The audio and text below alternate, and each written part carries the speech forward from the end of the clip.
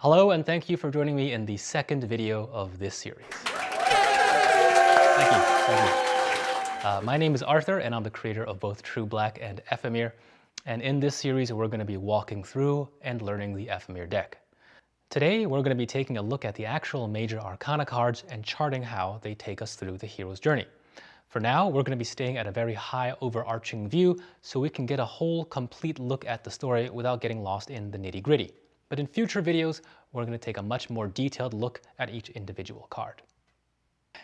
If you've seen the last video, you'll know that the hero's journey is generally a storytelling structure in which we start a journey, find help, encounter obstacles, potentially even facing defeat, before we successfully complete the journey and find the growth and rewards for the character. In that case, the character is us. I'm going to zoom in now. We are the hero. That journey kind of looks like this graph, and as we go on today, we'll be looking back at this to reference where we are along the journey. Okay, if you guys are ready, come join me at this fine, rich mahogany table that I've set up. Rich mahogany. First, we start at origin. Origin is our current state, who we are now, and conveniently, it also gives us the reasoning and the driving force behind the start of the journey. Our figure holds a knife. She's bathed in this tattered and red, torn cloak reminiscent of blood, and she's holding a broken bowl. It sets the stage and tells us that here, at the very start of our journey, we've experienced a history of violence and stress and trauma.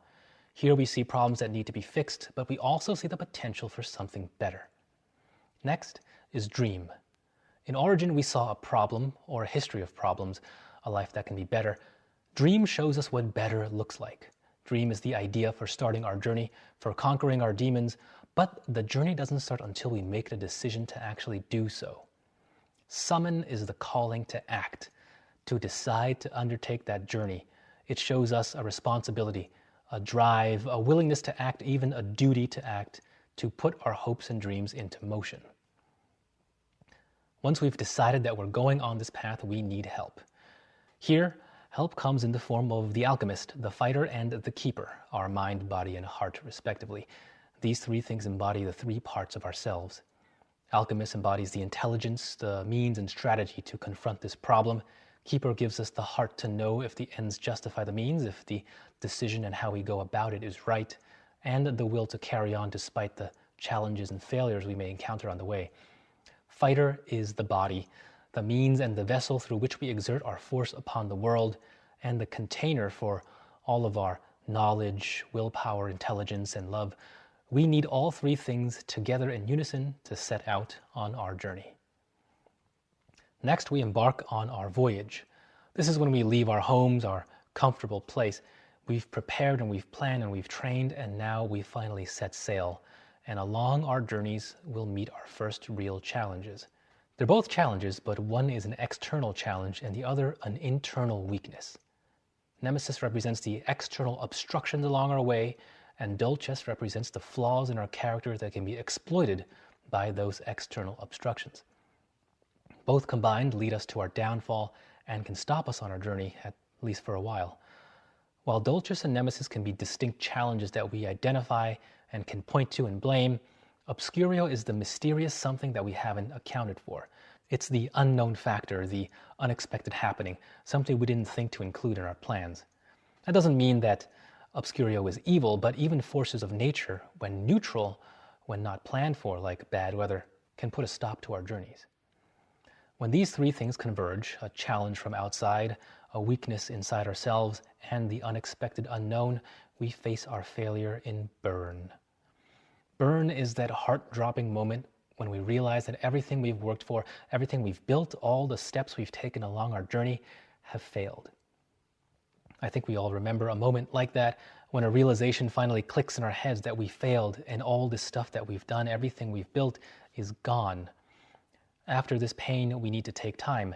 We need to stop, to heal our wounds, to collect our thoughts, to give us time to grieve and prepare. Once Healer has patched us up, once we can dry our tears, so to speak, we have to figure out what went wrong. Seeker is there to help us evaluate, to look inside ourselves, to look at the situation, to find the answers. What did we do wrong, and how can we do it better? This entire journey we've been talking about ourselves, the singular hero. But heroes rarely accomplish their missions alone. They have help, no matter how big or small. Maybe it's a partner who's been with you this entire time, who's pivotal and crucial to your journey. Maybe it's just friendly advice from a passing stranger. Whatever it is, Counterpoint gives us the thing that we're missing. It tells us that we're stronger together and that we can do it if we have help. Now we're building up to the final challenge. We failed, but if we're at this point in our journey, we know we have to try again. We know that failure can't be our end, and that requires defiance, a fiery rebelliousness. To face failure, to know that all your efforts have resulted in pain, and to still decide to continue forward and defy the odds is the core of defiance. This is that fire that burns, that gives us the audacity for one last push. And we find that one last push in Crescendo, the final fight. We use everything we've learned so far, the lessons from our failures, the support of our allies, the fieriness of rebellion, and we meet in one last final push where we give everything we've got. If we're lucky, we succeed. Victor embodies our success, and soon after, sacrifice acknowledges the things that we've lost along the way. The blood, sweat, and tears, the effort, perhaps even parts of ourselves like bad habits and selfish tendencies, things that we needed to shed to move on. And then we celebrate with ovation. We decompress, we share a drink, we recognize our success. We can congratulate our newly made friends and allies, and we'll look forward to the future based on the accomplishments of today. The last three cards zoom out from this story. These previous cards can sum up one of many journeys from the start to the end, but realistically, we're going to have that journey again and again, multiple times, and repeat this cycle, but eventually it will end. Not just the story of that one journey, but the story of us ends. Eventually, we stop going on journeys. Eventually, one of those journeys will be our last. What we leave behind is the culmination of all we've experienced and seen and learned, all the stories we tell, all the goals that we've achieved. Our accomplishments and our failures are grouped together, and we leave a legacy.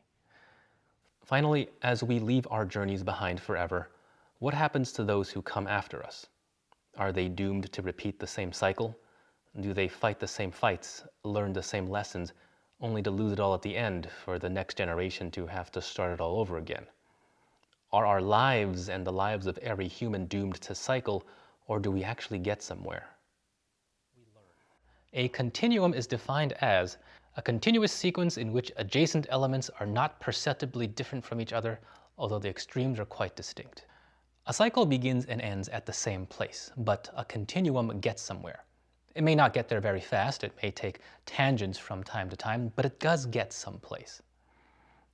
When we look at our lives and when we compare the insignificance of it to the scale of the universe, we might look at ourselves and think, oh, look how small, we're nothing, just a speck. But a speck is not nothing. A speck is something. It may be a very small something, but with millions and billions and trillions of lives lived, all those collective somethings turn into one big thing, one big something. The legacies that we leave behind, these little specks of something, form a foundation for those who come after us. We, as a people and a species, not just as individuals, build upon that, and eventually we get somewhere. Continuum is the breaking of that cycle. It's the finding of an end, the one true end where we finally reach that collective goal, where humanity finally reaches that distant goal. And I think that's a good end. That's the end for this second video. Thank you for joining me again on this journey. Starting with the next videos, we're going to be looking at the individual cards of the Major Arcana in more detail. We'll be going over the meaning of the cards, their place within the hero's journey, and the inspiration behind all of the artwork. Until that time, thank you all again, and good night.